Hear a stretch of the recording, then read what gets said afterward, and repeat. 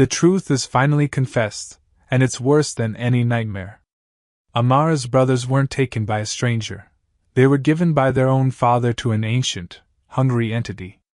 Now, with a gruesome relic in her hands and a secret door leading into darkness, she's about to come face to face with the thing her family has been feeding for years.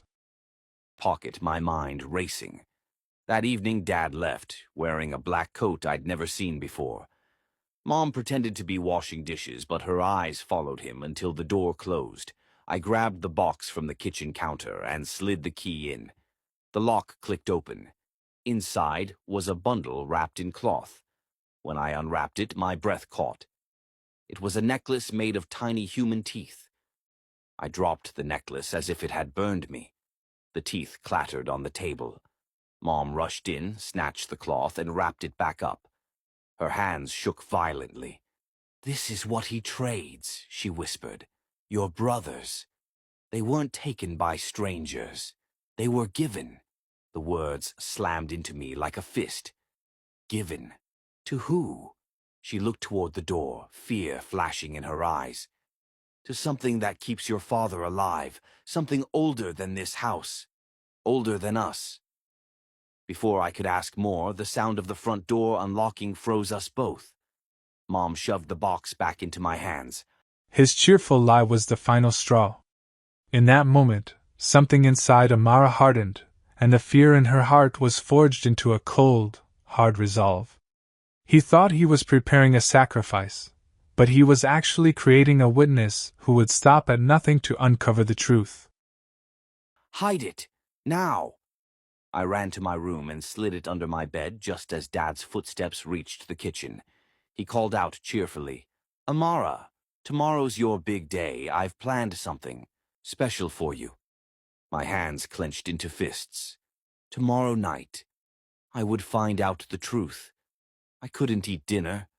Every bite felt like sawdust in my mouth. Dad sat across from me, grinning like we were a happy family. Mom barely touched her food. When the dishes were cleared, Dad poured himself a drink. "You know, Amara," he said, swirling the glass, 15 is a big age. It's when a person finally becomes useful." I forced a smile. "Useful how?" He leaned back. "You'll see tomorrow." I went to bed early, but I didn't sleep. Every creak of the house made my heart race. I kept replaying Mom's words. Your brothers were given. At 3 a.m., I heard it again. The chanting. This time it was closer, as if it were coming from inside my room. I gripped the necklace of teeth under my bed. A whisper brushed my ear. "Run." Morning came too quickly. Mom avoided me entirely, staying in her room with the door locked. Dad left early, saying he had preparations to make. I wandered the house, searching for anything that could help me escape. That's when I noticed a door I'd never seen before, hidden behind a heavy bookshelf in the hallway. It was slightly open, revealing stairs leading down into darkness. I hesitated, but curiosity pulled me forward. The air grew. If you want to follow Amara into the abyss, show your support with a like, and subscribe for more stories that dwell in the dark. Be sure to look back at the earlier chapters to see how this nightmare truly began. Because the whispers were right to tell her to run. But they never told her what happens when you decide to walk towards the monster instead.